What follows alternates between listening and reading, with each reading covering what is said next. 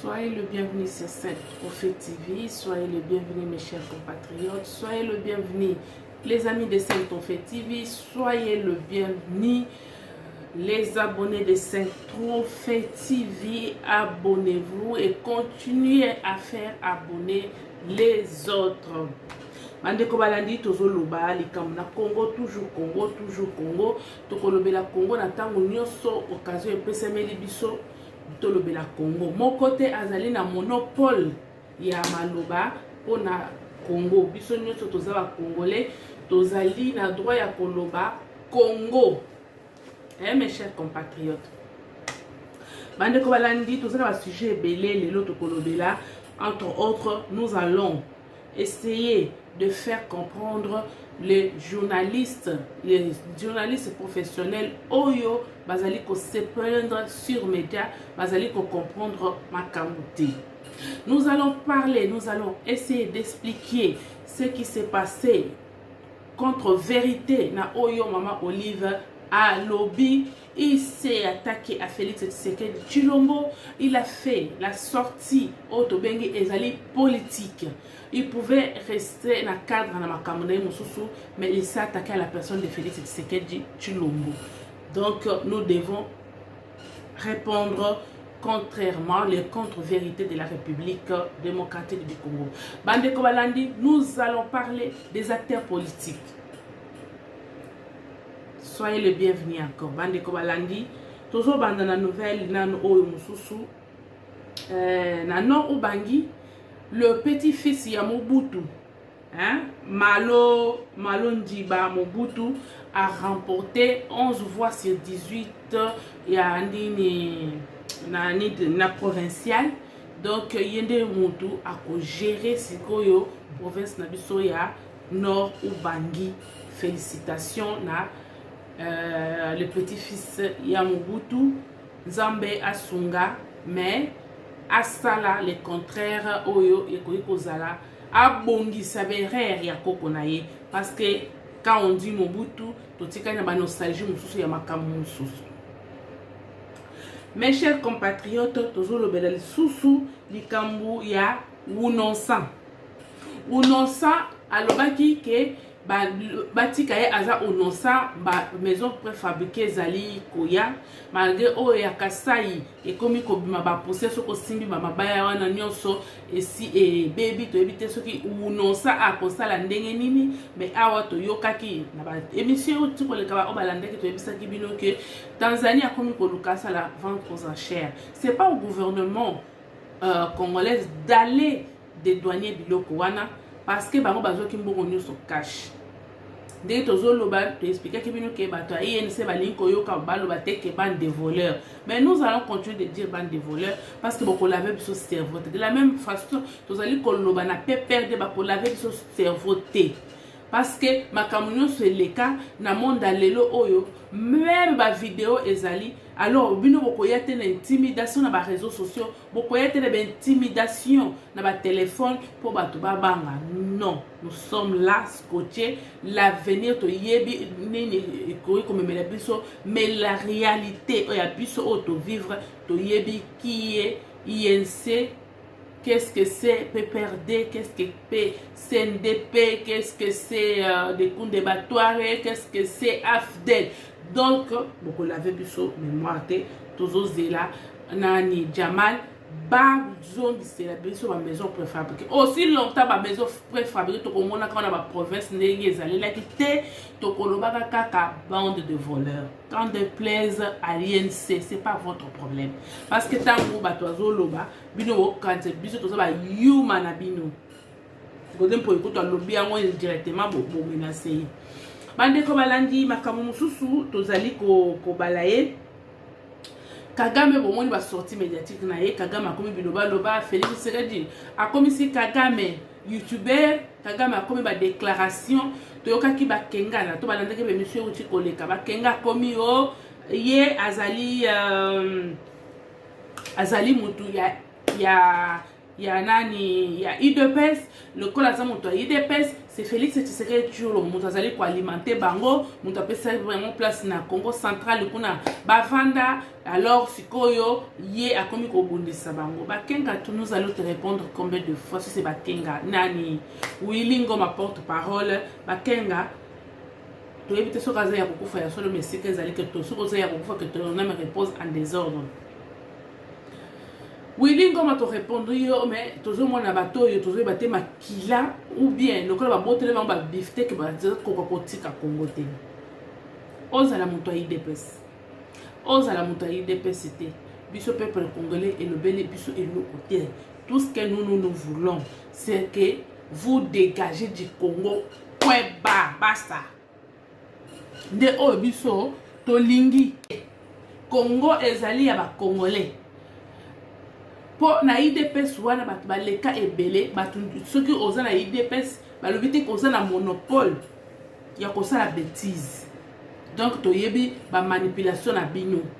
Mais biso to yebi M23 ezali alimenter na nani? Même ba pays occidentaux basala ba documentaire likolo na bango. Bambongo bazali kopesa bino chaque année. Ba millions bozo yango le sous-sauté to yebi que diabolisation et kosimba le sous-sauté parce que nous peuple congolais nous n'allons pas livrer Félix Tshisekedi Tshilombo comme on l'a fait avec Mobutu. On pouvait rester avec Mobutu, c'était notre frère, c'était notre sang. Angaika sala biso ya makasi ya mabe mingi oyo Kabila salite. Donc Tosndimaki AFDEL Ekota mouvement de libération mais depuis mouvement wana Ekota de souffrance na biso Ekota. Tokoyi kondima lisusu te mouvement mususu et ya pour diaboliser Félix Tshisekedi Tshilombo azali en place sikoyo pour tozwa mutu moko illusion pour to souffrir les choses makasi. En tout cas, vous avez eu la première chance ya ko diaboliser Mobutu parce qu'il y a un soi-disant mouvement, il y a révolution na bino pour sauver Congo. Or, vous avez infiltré la bénédiction. C'est le jour où le malheur, où l'infiltration de la bénédiction ya makasi et Salama est allé entrer à AFDEL. Voilà pourquoi le 17 mai, on a tout fait Takayango pour la AFDEL. Parce que mon bundakate, bon ça là que l'autre côté, bon kotaka, mais all mais parce que peuple a lingaki. Mais le coup la peuple, biso peut te téléminer sur ton lobby, beaucoup ça qui biso c'était illusion. Zobalé à kaka yambala liboso yambala mi baleti. Donc oza la IDPS, ce n'est pas notre problème. Parce que bato nyonso ba uta na IDPS, bato baza na IDPS, cela ne vous donne pas le monopole. Si réellement tu es membre de l'IDPS, pourquoi besoin qui va arme et besoin continue qu'on bondisse à Félix Tshisekedi pourquoi? Si réellement tu es membre de l'IDPS, bien de besoin à pouvoir. Pourquoi tu combats Félix Tshisekedi? Donc, la manipulation na binonio sur ya ko diaboliser Félix Tshisekedi. Et talibino na ba nini na ba congolais bazali na bino. Biso ba congolais conscient tozana Félix Tshisekedi Tshilombo toko kende na élection pe toko zela président mosusu toko sala susu erreur auto sala kana tango Mobutu te ya kokotisa o soi-disant mouvement libération et yende ko kanga biso bande ko biso ba kufi ebele ba société détruite bande ko balandi likambo mosusu oyo tozana ngo à force ya koluka pouvoir à force ya kozala obsédé du pouvoir. Il y a Martin Fayulu m'a dit. Et si tu as eu balinga ka pouvoir boité. Pouvoir ekoli ya yo. Balinga ka pouvoir boité. Martin Fayulu azaka tantôt aza résistant, tantôt aza na bloc diabolique, tantôt azali atiki vérité des urnes, tantôt azongeli vérité des urnes, tantôt. Martin akena kisangani. Eh bandeko. Ezali kama. A comme tout ça, moi le président Eli, yo kabata kisangani bana kisangani lo sako ya bino yango.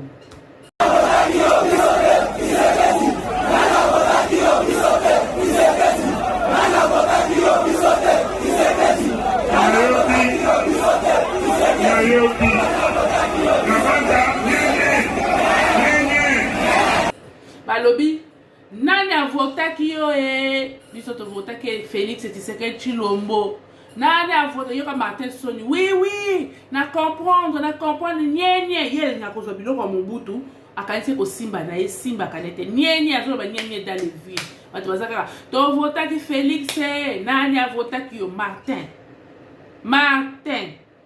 avant d'aller sous-souter Soni sali ya komika nyenye batu pe balobi nyenye te si to vota ki Félix yo zombi benga président eli pona nini nani avota ki yo Martin. Oza tantôt tiki vérité désir. Tantôt zonga vérité désir. Tantôt oza nini résistant. Et ça passe. Alobi boy. Martin Fayulu s'attaque à Félix Tshisekedi alobi. Rwanda azali ko sakana na Congo. Le kola bana deke. Ce qui est à ce pouvoir makamunyo sur ya Rwanda wana ekosila. Martin inconstant. Martin n'a évité azali amnésique ou bien Martin pour oya ye oublie ezanenge. Kaka Martin moko alobaki c'est Kagame qui dirige. Kaka Martin moko alobaki que Félix Tshisekedi ba intervenir sur yoka yango. Kaka Martin moko akomi sur yem to kosisa na guerre. Bon Martin le kolo yo na secret ya kosisa guerre. Pourquoi koyi ko proposer ngote opposition zaka ko boya nyonso te opposition pe zali ko proposer. C'est normal Ozala, moi je comprends, c'est normal Ozala secret à guerre parce que le candidat à Genève est le candidat à Occidentaux. Le camp yo so signé qui na Occidentaux. Bango de bazali ko bonception na est de la République. C'est normal Ozolo ko comme na pouvoir, mais en attendant ba to ba kufana belecteur non ba kufana. Ba peuple congolais ba kufana parce que yo zala le président de la République. Mukolo comme le président de la République, ba o ba na chance à cause la envie ba ko vivre sikoyo guerre S et Sili. Martin. Le cas ba onde bazo bonception na S. Ba onde ba ko peso secret ya ko sa guerre parce que tu es du mèche avec eux. Aussi ba papier au signaki. Na France ça. Non comme président de la République so signer. Donc c'est ça le vertige Martin. Ba linga pouvoir voter. Muto yo benga ki Pantin. On lebi ko benga Pantin. Muto yo benga ki Mwasa Kabila. Yongo lelo s'associer na Kabila. Martin o comme président parce que to yebi que osali yo na Kabila na bloc patriotique au source salier. Ato sali ndenge nini. Muto ozali na Kabila, muto na esili pona ye. Donc ekosimba te na moment oyo ekosimba te. Bande Kobalandi, je vais répondre encore pour la deuxième fois. Na ba journaliste bazo comprendre te. Bande ko to l'accès benno ba vidéo a ba to ba pote na chaîne na sa condensé ya nini wana na chat il y a quelques minutes, je crois 11 minutes, il y a ba journaliste professionnel. Ba na Kingakati moko na banga komi ko tweeter passage ya Kingakati et permettre ngai na comprendre et sika pouvoir ya Kinshasa et Oti. Si Kabila est le donneur du pouvoir, alors qui a donné le pouvoir à Kabila? Parce qu'il n'est pas le premier président de la République. Il est le 4e président de la République. Bon, si quand il y a du pouvoir, ce qui a fait ça pouvoir. Donc, Congo, c'est un royaume, il y a pas parents pour y appeler ça pouvoir. Il y a ce qu'on a en monde, il y a ces remises et reprises dans mon temps. À qui a profité la mort de Mouzé? Parce que ceux qui criment est salami. Mouto a sali crime n'a profité à la crime. Alors à qui a profité le crime? Il y a Mouzé. Parce que Mouzé a botabana kaka moi nani Joseph Kabila te. Joseph Mouzé a botika bana misat Joseph Zoena Jeannette te. Botika pourquoi tu seras biso ba biloko ezamati. Boyo kasoni bino ba journaliste. Et Moussou ça se répondre le collègue Kendaki en tant que ba journaliste na Kingakati ba komi koléché biso. On ne vous lâche pas. Tout le monde a repris ma bête. Le problème c'est quoi? Vous avez diabolisé bande qu'on a bino Moussou. Oh et bazo travailler na pouvoir en place. Bon juste diaboliser ba on ke baza ba journaliste. Donc bino bozana droit ya kende ko bina. Motaka bandeko. Bino bozana droit ya ko juire. Bino bozana droit ya ko seka. Félix Tshisekedi oya yaki na pouvoir, oya yaki na guerre te. Azana droit ya ko seka te.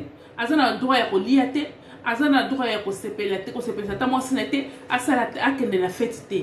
C'est parce que bazolo banabina parce que vous-même vous savez les contraires ya obolo bakana Félix Tshisekedi Tshilombo. Jimmy oyo azotambola na ba livre o les promesses. Mais atikali koyebisa ko même ce livre ya ba promesse ya Kabila te. Est-ce que ba promesse nyonso ya Kabila et Salame? Jimmy ne nous a pas répondu. Na ba province ya Kabila ce que c'est que maman Olive nous a répondu. Jimmy et maman Olive a contredit Jimmy Kitenge. Je vais vous le dire. Mais na répondre dans ba journaliste. Ba baza contre binoté. Ko sepela ko bina eza problème te. Mais le problème c'est que bazo zongi c'est le bino kaka. Yango le ba tant bazo tia mutu musa po. Oh yo zo zongi la yo. Bino bolobi ke toza na guerre. Mais bino bo bini. Donc na samedi le 9 juillet, guerre c'est là qui na est. Guerre bandaka sur bino bolingi, guerre c'est là ka sur bino bo bani jouissance na bino. Wana nde mutema mabe. Mutema mabe ya mwana batu bakomi koloba na bino bakomi ko saisir na ba émission. Non, ça ne sert à rien vous là. Vous avez dansé à Kingakati pendant que guerre est na est. Vous avez dansé à Kingakati pendant que baza ko agresser bazali ko boma na est. Et puis vous là ta chemise à pembe, le bola ta chemise à kaki, bola ta chemise à FRDC. Le corps vous êtes obligé na Félix Tshisekedi à la tate, à ça le loko mokote, à sekate, à la ta tenir ya kaki. Kabila a lati teni ya kaki pendant 18 ans. Asi si guerre ya ki na est. Parce que nous avons connu Kabila la guerre à est. Baronde ba yaki nango afdel ba silisi yango te. Si ko bozo luka Félix Tshisekedi o azali ko bunda. Pour guerre si la a sekate. Do ya liete ala tate. Eza problème. Mais bino boke ko bina na Kingakati pendant que bazo kufa na est. Bino tango bobini waya Kingakati eza pays musu eza na kati ya pays mususu. Hein?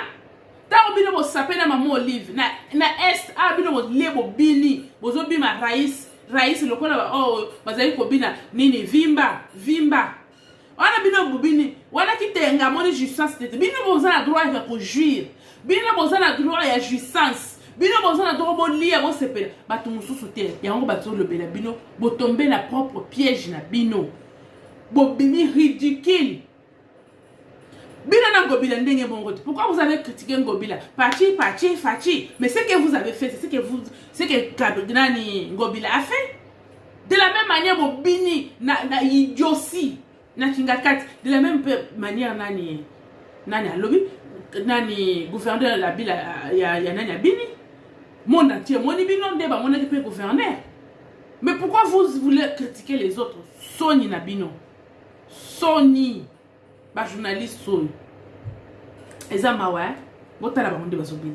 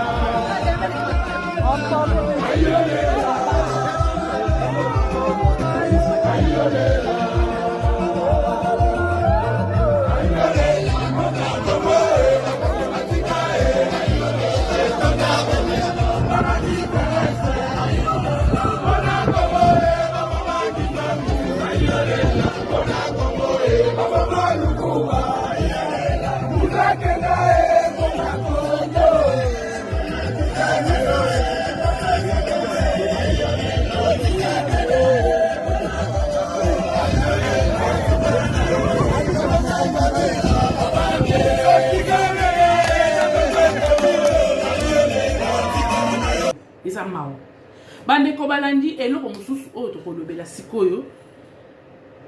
Maman Olive a répondu na nani Kitenge o tambolaka na livre ya promesse ya Félix Tshisekedi Tshilombo. Pour Djili Kitenge, Félix Tshisekedi n'a rien fait de toutes ces promesses. Donc oh nous c'est salama Gili aza dans l'insomnie. Azo monate. Ye azo monate azo tambolaka na livre ya promesse. Mais a bossani livre ya promesse na Kingakati maman Olive a répondre ye. Boyoka comment maman Olive a répondre ye. Jimmy Kitenge fa koyoka soni tant maman Olive azumi ko azo loba. Il fa koyoka soni. Mais le kola boza mayele te. Le kola boza mitema mabe rongé na mitema mabe. Soit disant jeunesse congolaise ya buzoba. D'abord jeunesse suka kana 40 boza ba jeune te boza ba tata mikolo ya buzoba. Bande ko balani. Maman Olive alobi boye. Kabila aza encore jeune. il faut azonga na pouvoir ba congolais ba réclamer ye. Maman Olive alobi boy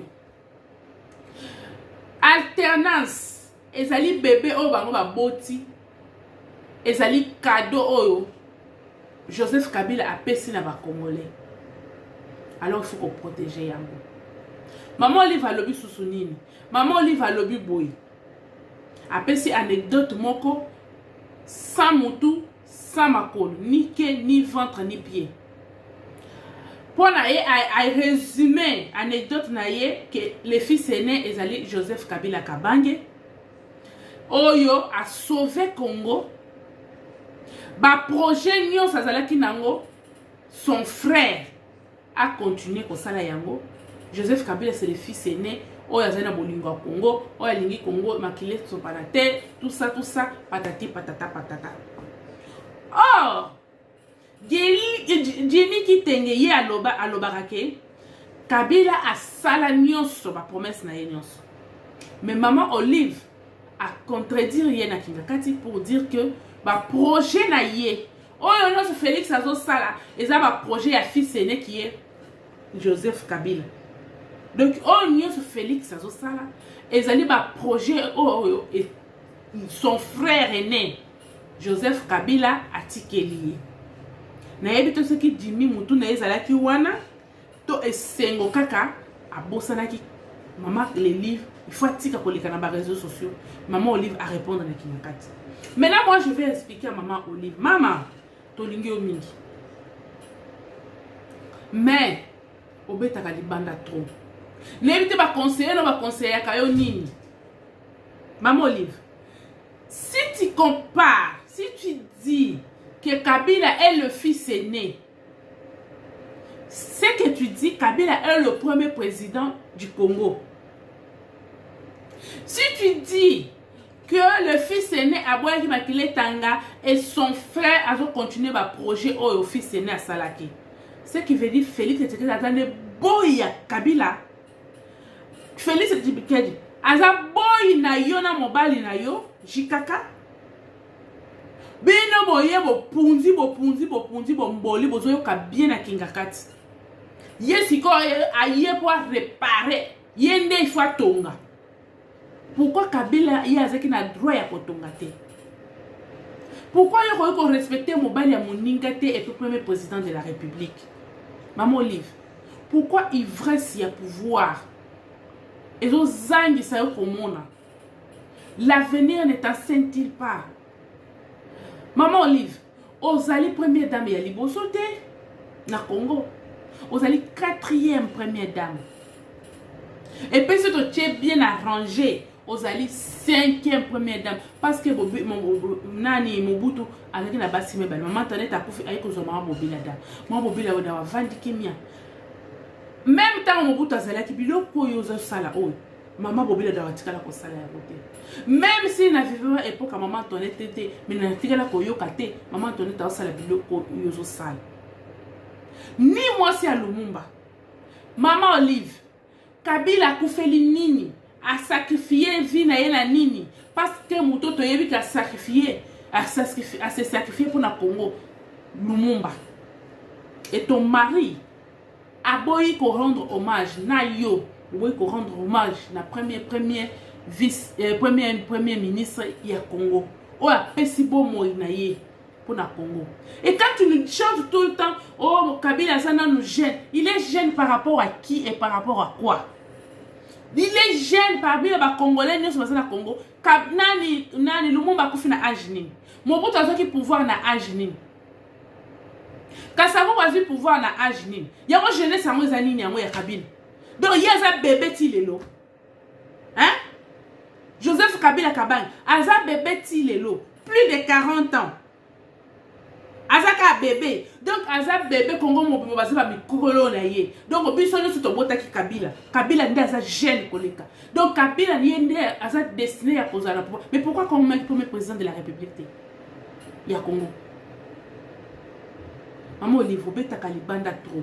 Évitez biloko. Zala na minimum ya respect parce que oyo zo sala wana ezo la ce qui ça haine envers la personne de Félix Tshisekedi Tshilombo. Parce que bon accepter que l'on a pouvoir arrêter et ils ont ça le passe temps aux hommes Félix c'est que tu l'ombo azo ça la biloko yo mobali no asala quitter maman Olive monde que oyo zuana avion wana pourquoi ko bongisa ba avion été et servi Congo Joseph Kabila a un pouvoir maman Olive à côté quand même ba société zo sale ko kende na bino 18 ans botikeli biso combien de sociétés lelo yo zo inaugurer monde que zo tonga hôpital bambonga na kenda ka wapi et que na poche no privé non est-ce que ça va servir le Congo pourquoi il faut ça la tête que république et bénéficier parce que attends qu'on laisse à battre au commande ko pesa bato monde zo benga battu au ko laisse Congo mobimbate oh ce beau ça qui peut que Congo ezala bien okoy kozwa musala makasi ya kobengisaka ba journaliste er nyonso kobengisaka ba théâtre er nyonso kopesa bango yo pe obolinga kopema oko continuer boti wapi kopesaka bato mbongo oko continuer boti wapi kosomba conscience ya bato vanité de vanité bao basala ngo liboso na yo bazate ete de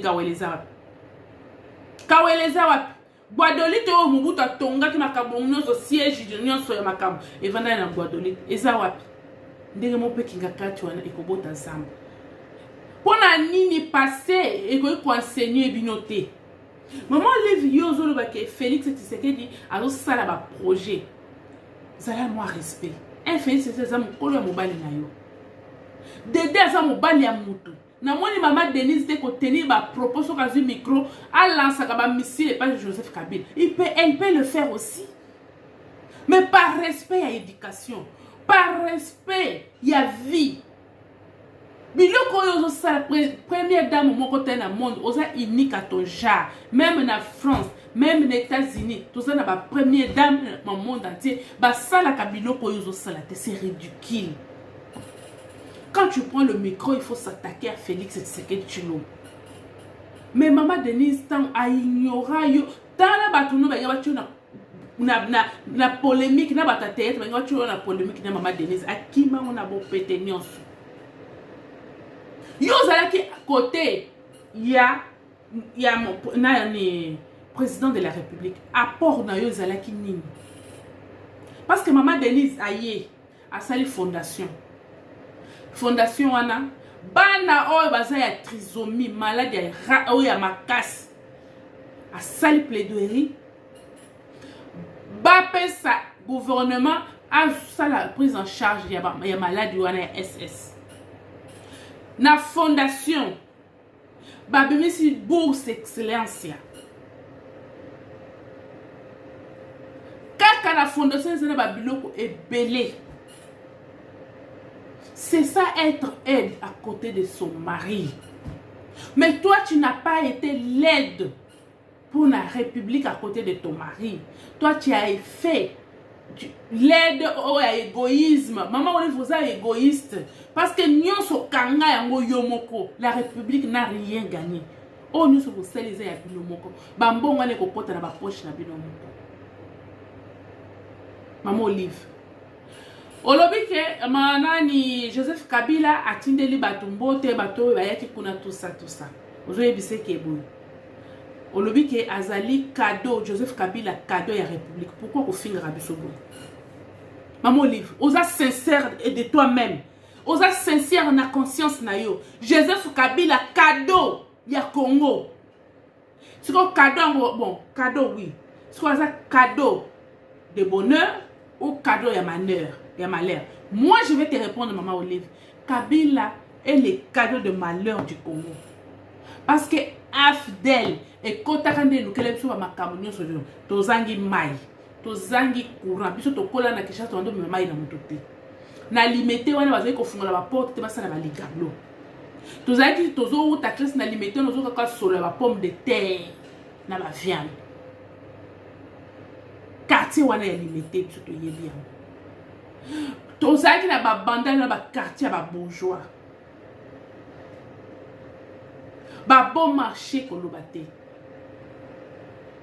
Maman Olive, ezaki bato bazo longwa na tango mobuto bato bazo longwa Kinshasa na bato ti na Kasai. Miba ezaki kosala.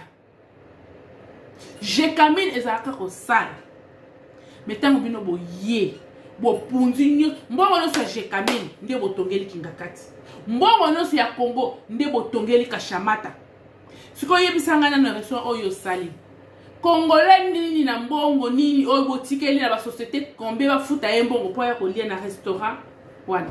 Tyrolienne Congolais combien ba yaka na mbongo na bango moko po bakota. Soko yo sali ba donte o bengisi bango te.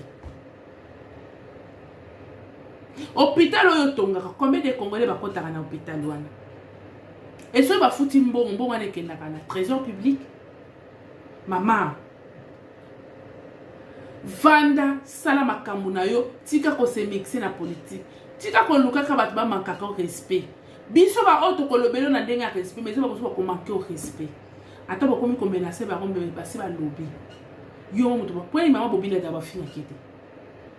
Malgré nous to lwa ke mubutu asala mabe boyelo. Bana mubutu ba finga makate. Mama bobila da afinga makate. Pourquoi? Moi si ya papa Kasavu afinga makate. Bana na ye bafinga makate. Mwasi ya papa Lumumba afinga makate, bana ne bafinga makate. Pourquoi kaka yo bato atakaka kaka yo? Maman Olive, mizongisa zala moto. Est-ce que makambo oyo ya kados okokende ko lobango e pa ba hosi mukende? Okoko ko yebisa famille ya Shebe ya Kabila zaki cadeau ya bonheur. Okoki kokende na Mombele, okende koloba na journaliste so Eric Ndeki soki Eric Ndeki o akufaki na mwasi na ye abu porta ba bete masasi. Est-ce que okende na IDPS na limeto telemi olobi ke Kabila za porte bonheur bakanisa ba mnano ba militaire o ba kalsina na pouvoir na bino. Excusez-moi. Na ide na nini na permanence à IDPS olobi ke Kabila za porte bonheur. Hein? Oh papa aussi a kufi na émotion ya mwana na ye. Maman na tika na pasa lelaka mubali lelaka na mwasi bana rosi. Bakobetela bino maboko maman Olive. Est-ce que tango lo barabiloko ozalaka conscient? Ozalaka vraiment conscience na yo esalaka vraiment. But combien de fausses communes? Guerre à Est wana. Maman, kolukati biloko mususu ebimaka. Bande ko balani. Maman Olive te. Les a passe.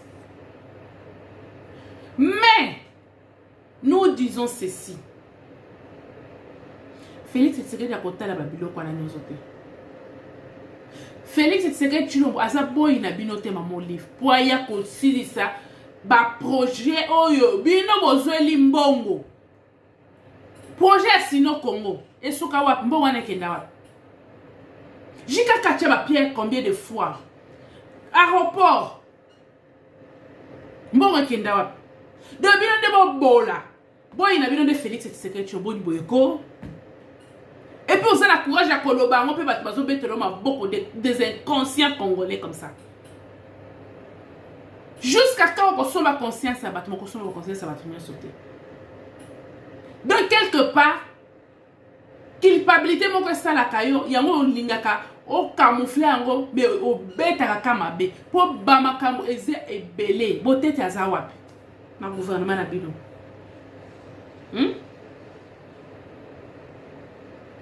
Jikaka soka zali be porte-bonheur transfert ya chite katende akenda kotika ngo kuna na nini ezawapi ye ala kana kena kasai kure kozala maye kozala si bolongo ochaka makolo na kasai katango Félix Tshisekedi a continué à pouvoir ndoko mai koloko kende kasai ba aide nous zo sala ka côté que guerre ezali kuna pour azali ko trouver ba bénéfice de na guerre wana likambo nini si la kate considère la biso no bi que mandat 2 fois a une chance il y a au compte la pouvoir Mobutu pas compte que jeune papa Kasavu ndazaki mon banquier dans la pouvoir hein le monde bazaki mon banquier na ba polo okito bazaki ba mibange o ba kufi pona Congo ba polo ko to ba sopi makila na bango pona Congo ba sopaki po Kabila ye ko vanda comme roi du Congo hein isa mawa eza mawa mingi. Maman Olive pesa ke conseil tika ko bimaka ba sorti o soko so sala ba inauguration ko lokate biso ba congolais o rappela ka biso parce que kombo ya Kabila eza ko rappeler biso makambo ebele. Congo ya Kabila eza ko rappeler so vraiment asa porte bonheur ya Congo abima 5 heures du corps atambola total abima pour eloko nini société ni botikeli biso Félix c'est des boy na bino ozape na courage ya koloba ba projet fils aîné Kabila c'est la fils aîné ya Congo n'importe quoi pas à la porte bonheur ah maman oniko bandeko balandi banzela ezali kotongama Félix Tshisekedi aza déterminé ya kosala banzela awa boye eza na lancement mosusu ya nzela bato balelaki kalamba mbuji eza na lancement ya nzela moko ezosalama na nini éco-relier. Bientôt il y aura le lancement officiel, les travaux de construction et modernisation d'une autoroute de 188 km de 4 bandes qui va relier la ville de Mbujimai Kananga.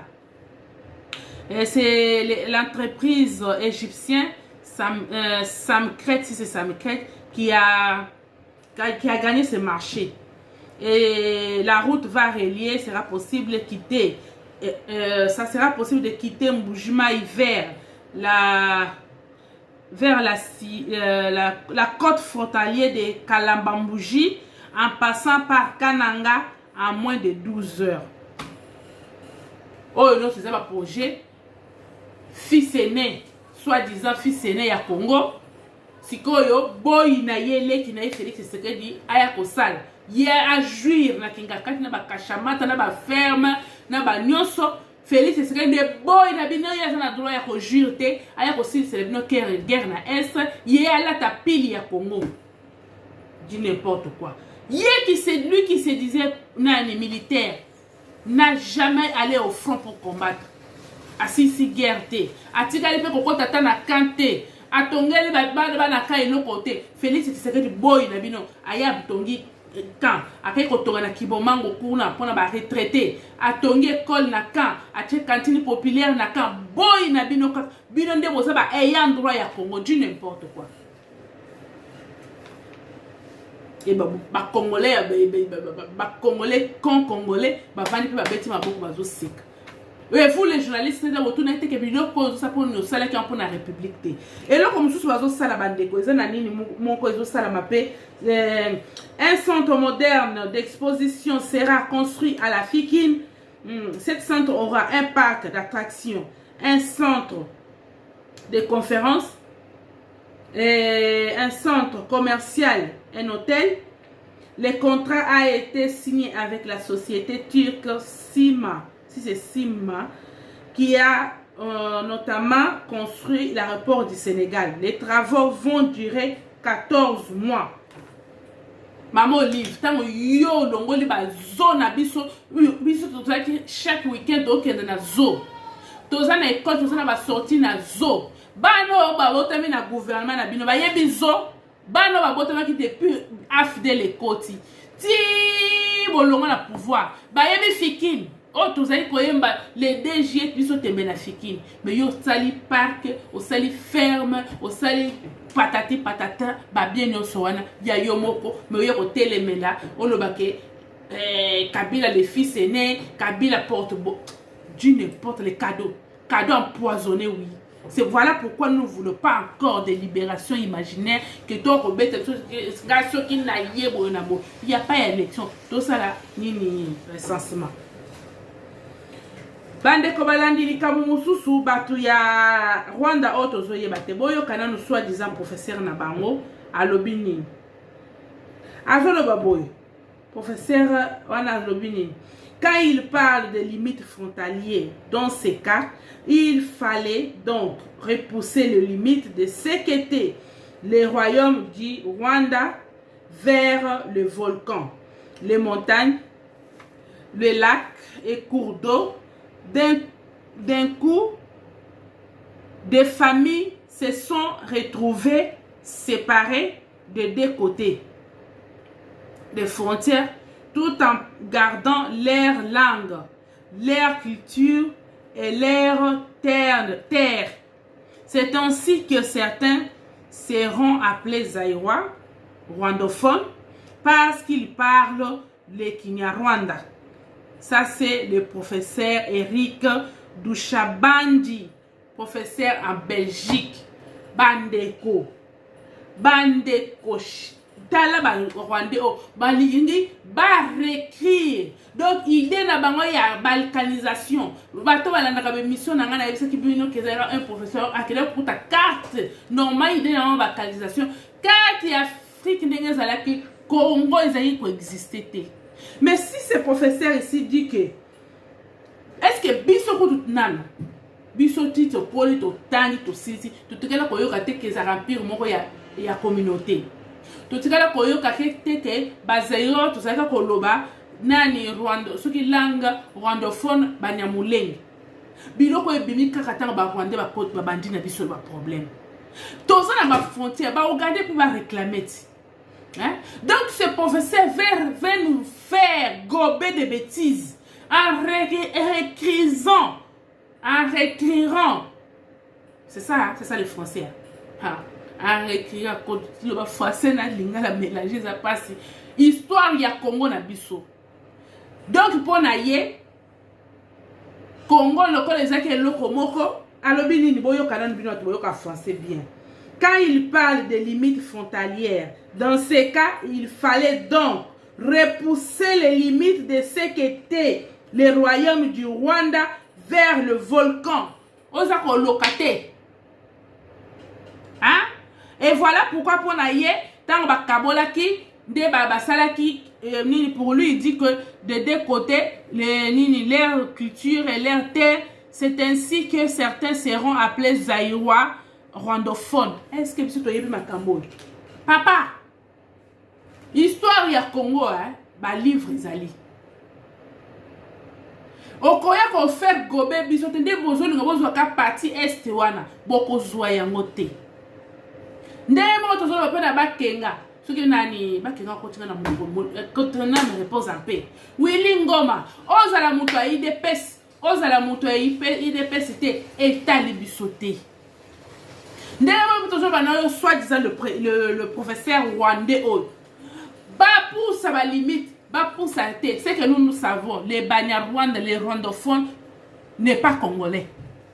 Et ça dit par réfugiés au bisoto yambaki. Parce que Makambo et Bandika na venu ya Kagame na pouvoir. Natango ya Birimani, pour les Makambo et Zala quitté. De menteurs comme ça. De menteurs. Alors que boy va biloko. Yangwana Kagame a commis kolobake. Aza muto ki papa na yaza soki muto ki sangani. Maman na yaza Rwandais touti. Yaza muto ki sangani. Donc, nyonso, ezaka pour reposer la Congo. Nani Uganda zawana. Nini comment non ni lisusu. Toza na Burundi, toza na 9 frontières. Likambo nini na biso. Ah. Bande ko balani pona lelo to sukia. Nzamba lola batela bino. Faites abonner les autres, n'oubliez pas de mettre des j'aime, vos suggestions sont le bienvenu. Congo na biso to batela yango to la distraction ya bato mosusu te. Félix Tshisekedi azabo ya mututé, il est congolais, il doit jouir de tous les droits congolais. Il n'y a pas un Congolais plus que Félix Tshisekedi Tshilombo. Parce que ba mususu to moni ba onkana ki mukolo ba yeka abo pour mbala moko ba komi ba congolais. Mais Félix Tshisekedi est né congolais, il va mourir congolais avec ses ancêtres. Nzamba lola batela bino tolanda ba manipulation ya baloba ya batoté. Bako, culpabilité de ezolobisa mama Olive. Moi j'ai compris comme ça. C'est culpabilité. Parce qu'à chaque fois, azozo, micro, azali ko se justifier. Monto tout nu azate, culpabilité de zali ko ronger bino. Ba journaliste, boyo kisi soni. Nzamba lola batela bino to monani balasima. Ciao.